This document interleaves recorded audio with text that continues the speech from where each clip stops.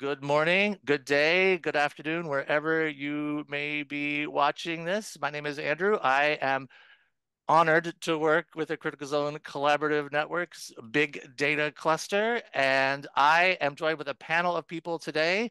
We're going to have them introduce themselves. We'll start with Dr. Lee. Please introduce yourself and what your involvement was in this paper that we'll be talking about today. Okay, so thank you, Andrew, for doing this. My name is Lee. I'm a professor at Penn State.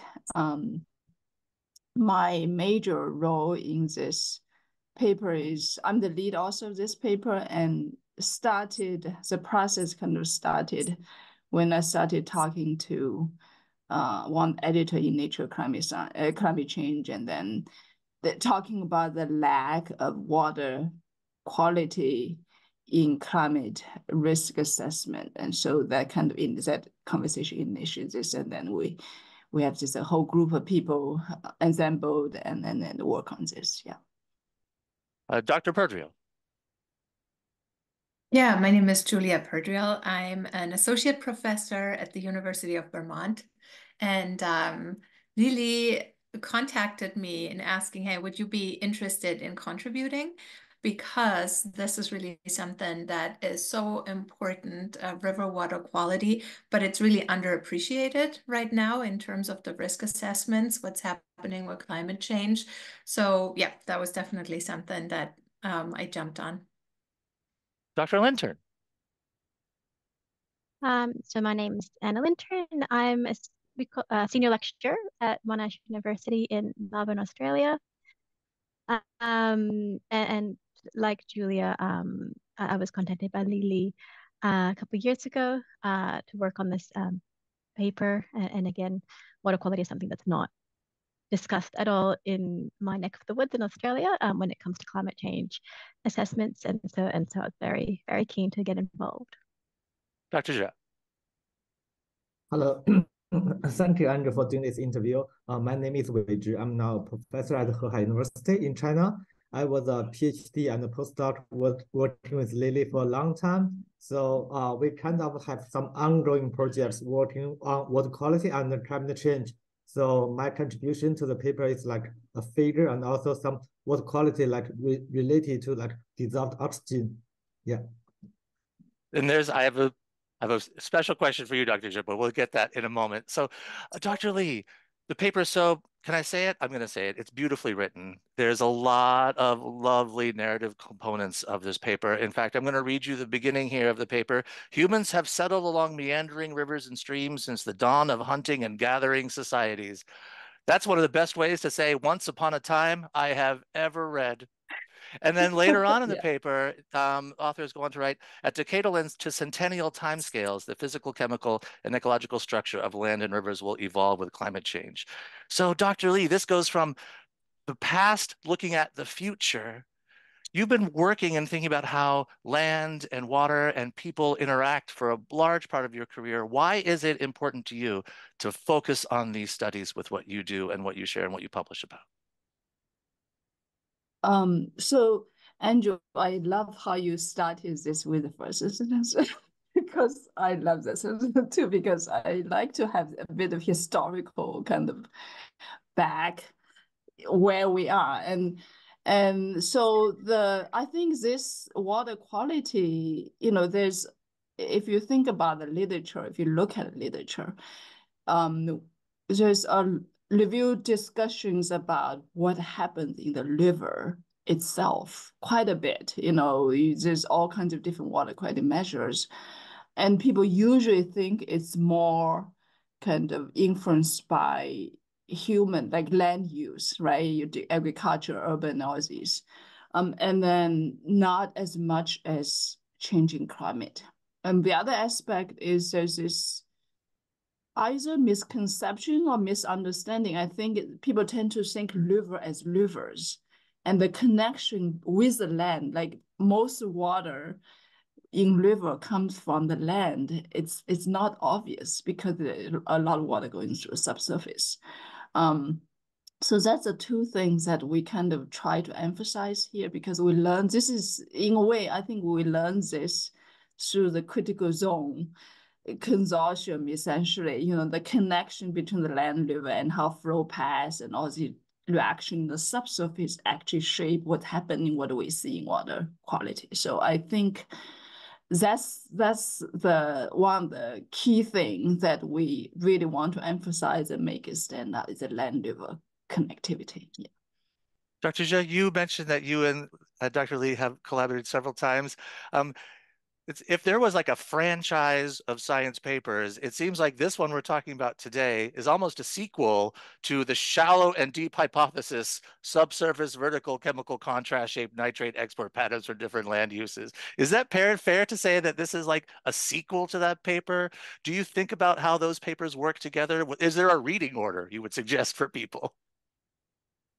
That's a really good point of view or question. So I think yeah, I think that's where we started like during my PhD. So we did some like watershed study, and we found that phenomenal like the deep and shallow hypothesis that's driving the water quality changes. Like, but this work is like more like a comprehensive understanding about on the larger scale, not just about the watershed, but like about more phenomenal, more watershed and more water quality changes like in the under the climate change conditions.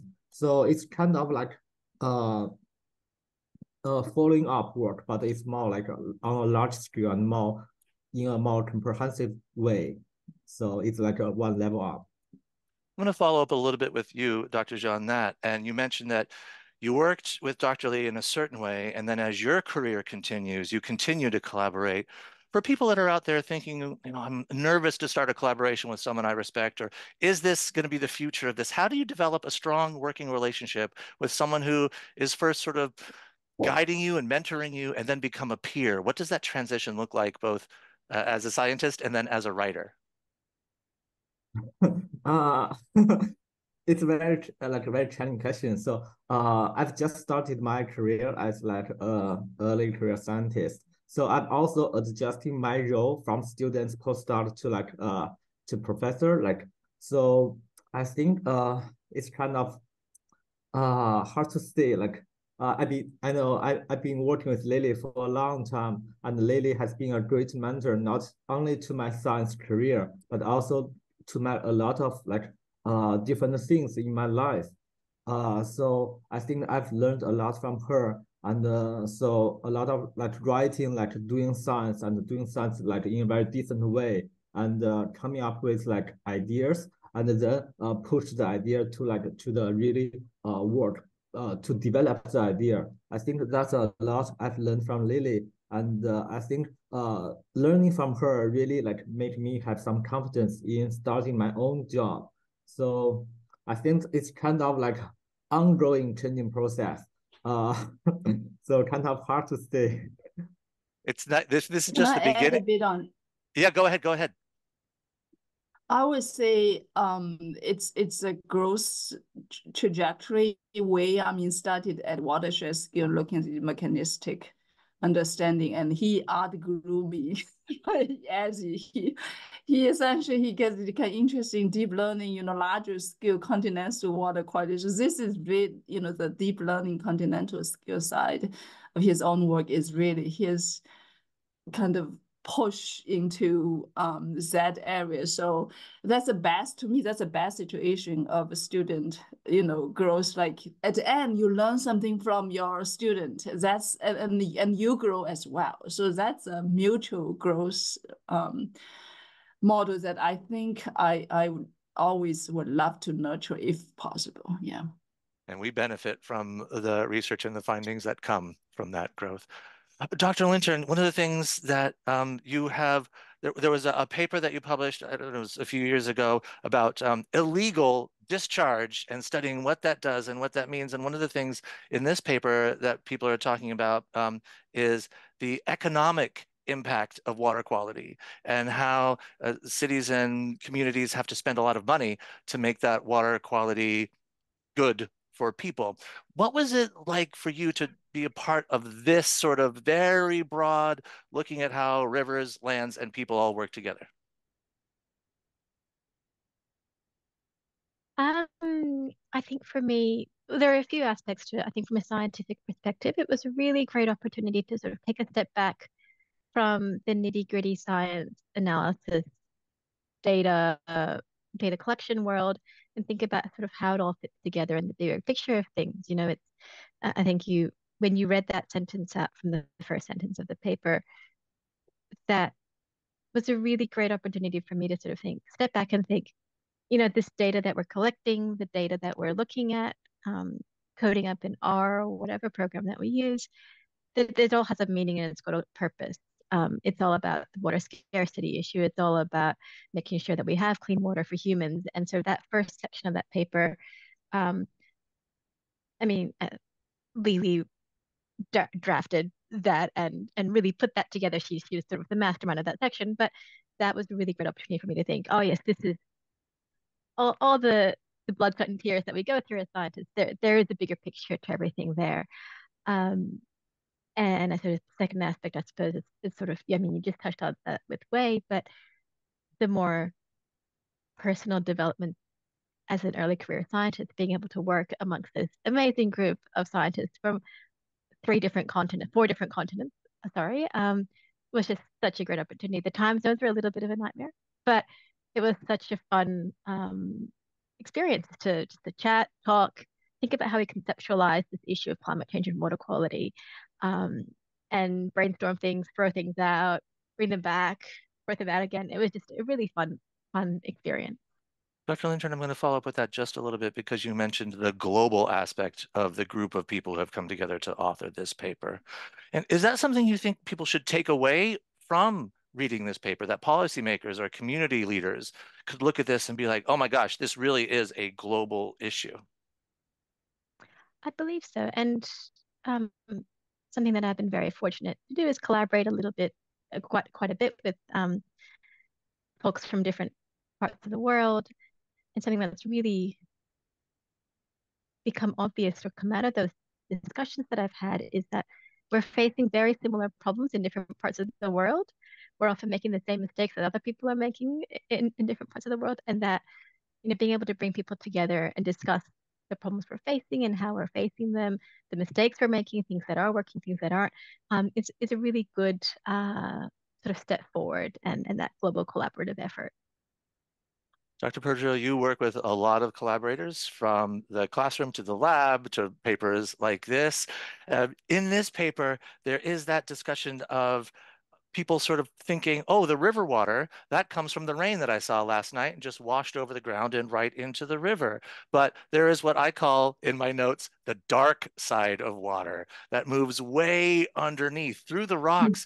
I'm curious if you could talk a little bit about that water transport, what water moving through rocks might look like that we can never see, and how that affects the history of rivers and what's it bringing from the human past as it moves through those rocks. I love how you call it the dark side of the water, which is really apt. I think this is exactly what happens. And I was thinking a bit about where this sort of understanding comes from, that what shows up in the rivers, say we have a snow melt event. We've just had it in Vermont, right? It's far too warm and then it's raining on the snow and suddenly the rivers are full. So it makes a lot of sense that intuitively, when we as people can observe the connection happening, that we're thinking there's a direct cause and effect going on. And in a way it is, but it's a bit more complicated. A lot of times we see water being pushed out from the subsurface into the rivers that's been hanging out in the subsurface for quite a while. So you can kind of think of, you add something here, something else comes out there. So what is really significant in that is when we have water falling on our landscape, melting on our landscapes, percolating through the subsurface. I often think about it a bit like making a really good morning coffee. In order to have a really good coffee, you want your water to percolate through the coffee grounds and interact, and then what you get out of there is what you need. So that's pretty much what the subsurface does, what we often call now the critical zone. just meaning that integrated system that includes the air, the plants, the soil, the rocks, everything together as this integrated system. All of this impacts what type of quality water we end up in our surface waters, what kind of good or bad coffee we'll get out of it. And it's so important because when we think about climate change, this entire subsurface vegetation, air, water dynamic is impacted by climate change in very indirect ways, on top of, yep, there's a melt event and we're seeing some more water in the rivers. And that's sort of one core piece of the paper of saying, we need to appreciate this fact. If we're not looking where a lot of things are actually happening, that are impacted in very coupled and complex ways through climate change, we're not going to be able to predict how our rivers will look like in the future, how they're responding. And I also loved how you started with that first sentence, and Anna also said it again. It really frames for us, why does this matter, right? A lot of times as scientists, we get a bit bogged down by like the thing that we're just actively working on. But this is really sort of enabling humans to continue to thrive close by rivers and in general on Earth. So it really matters.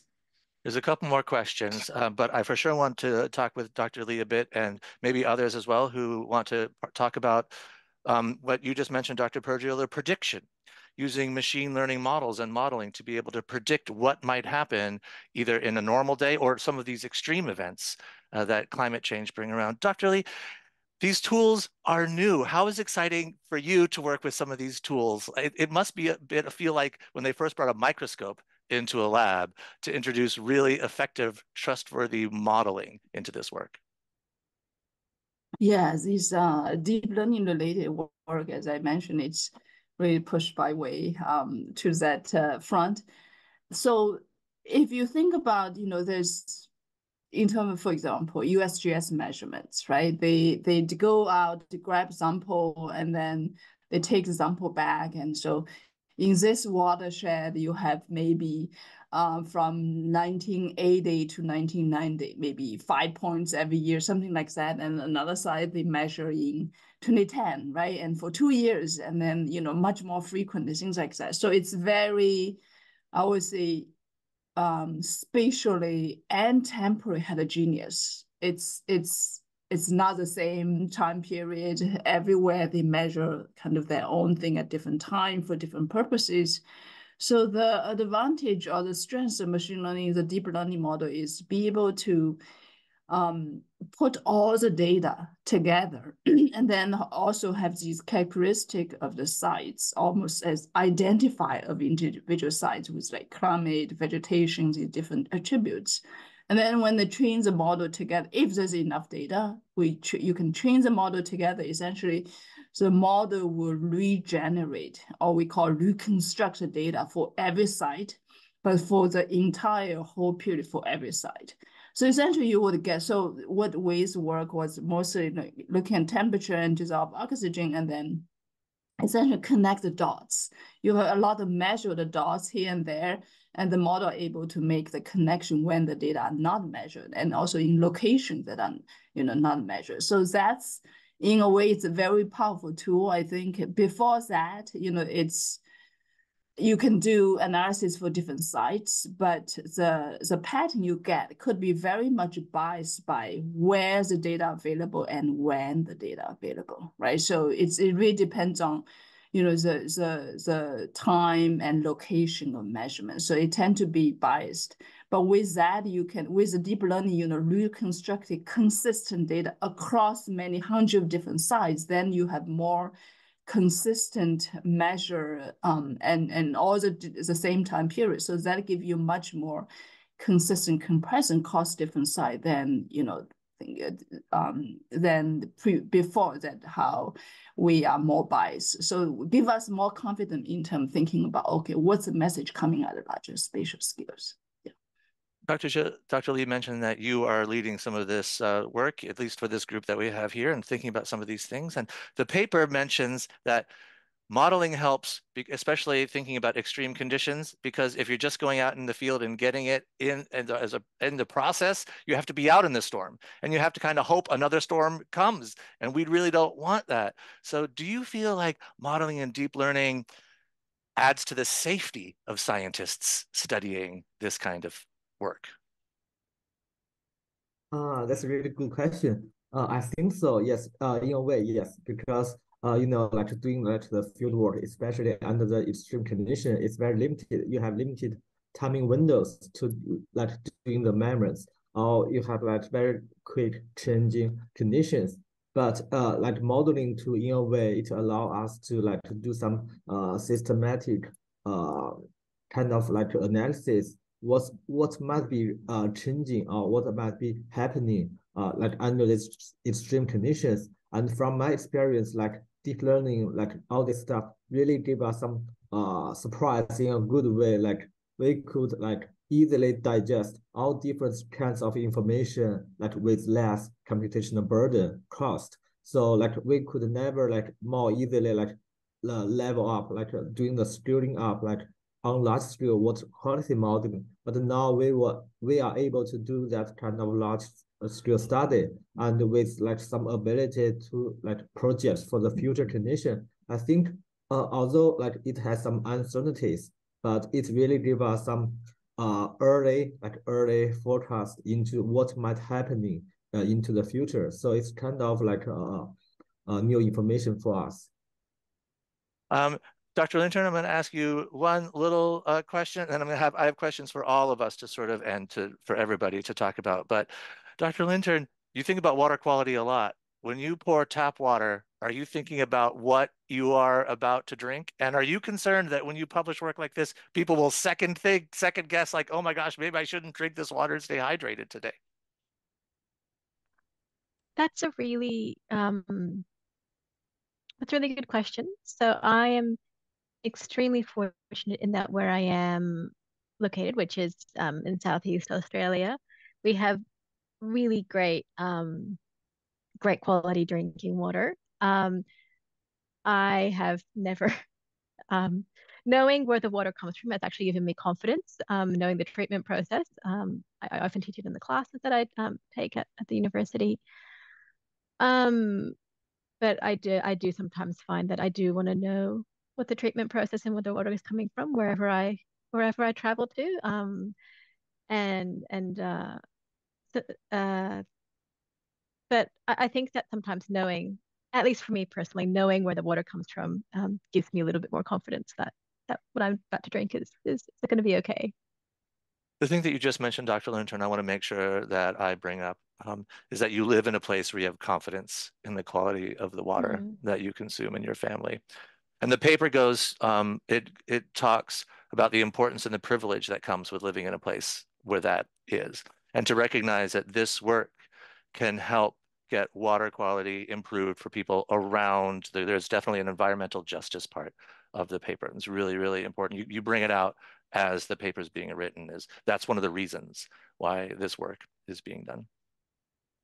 Yeah, exactly. So where I am, which is in Melbourne, in the big city, things are great. If in the last few years there has been one incident where the water quality was not great, I think there was a big storm and there was a sewer overflow or something. Warnings went out, alerts went out. We were all ready and prepared. Um, Unfortunately, in Australia, there are hundreds of thousands of people that do not have access to clean water, even in this country, who live in regional and remote communities. And so understanding that, clean drinking water isn't a given. It is it's a privilege, and making sure that everybody does have that access, I think, is something that really underpins I think where we come from in our work. And so it was really awesome to be able to work with like-minded people in this paper as well. The last little roundtable question, I'll start with you, Dr. Lynton. You're right on my screen right here and Dr. Perdrial mentioned a little bit about this, and Dr. Lee as well, the risk communications that this paper is. We're trying to talk about what could happen, the potentials. So my question for everyone, and I'll start with you, Dr. Lintern, is science communication now risk communications? Are we trying to be like, we're warning you about something that could happen? It's not just an interesting scientific study. That's a really good question about the role of science communications in society right now. My personal opinion, this is a very subjective opinion, is that it's not just about risk communication, it's also about giving people knowledge because knowledge is power.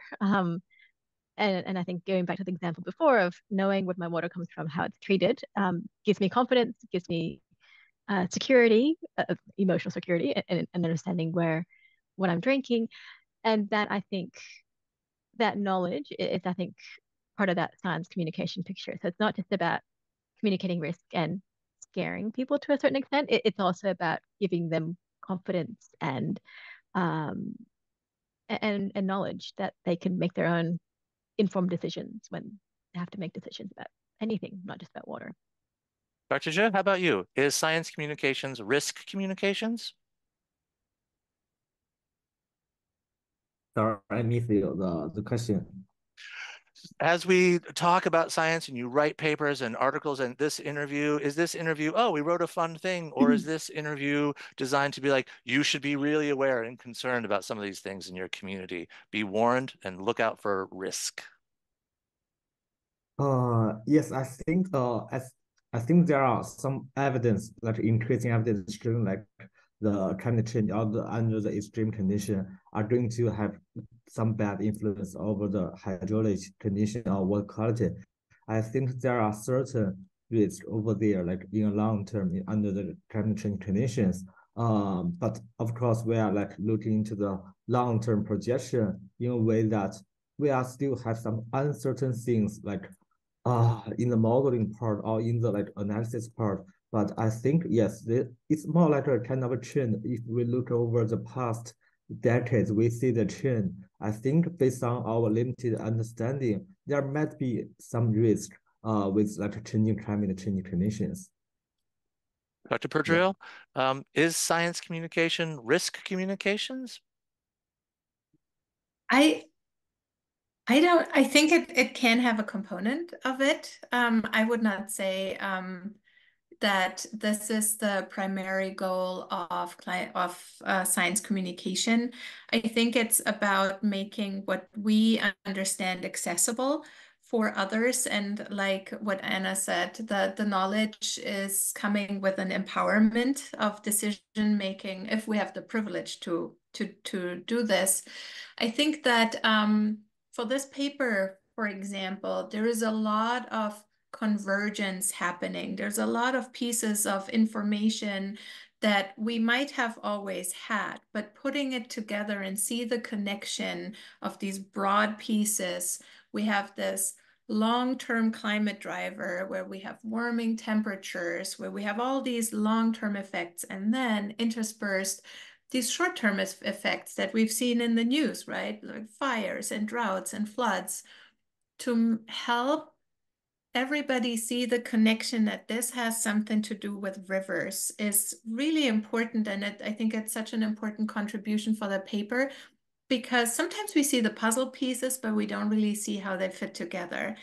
But with this, to also really make sure that river water quality gets into these assessments, that leads to policy. So it's sort of like a longer game of also making sure that these rivers are protected. We're seeing the full picture. A lot of times we have these discussions that, you know, like science communicates facts and then the politics is the decisions of what we do with these facts. I think it is not entirely so only, right? I think as scientists, we do have a strong responsibility to make sure that the broad general public knows what's happening. And as scientists, you know, we might be specialists in a certain area, but then we are lay people in all other areas and appreciate getting the same type of communication in other areas that we're not specialists at, just to be able to make these decisions and contribute in a meaningful way. Dr. Lee, ending with you, the balance of raising awareness, this stuff is going on, be alert, versus what we just found out and you should know about? I echo all just as you said. Just all the work we do as a scientist. I think we have this tendency of niche focused in depth. That's how we are trained for, right?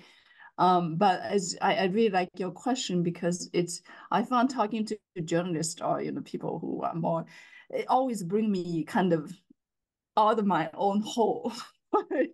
So your question about is it about risk assessment? I definitely think we need, as scientists, we need to do more of that aspect. So communication part about what we find, what does it imply, or what it mean to the general public? How should they be?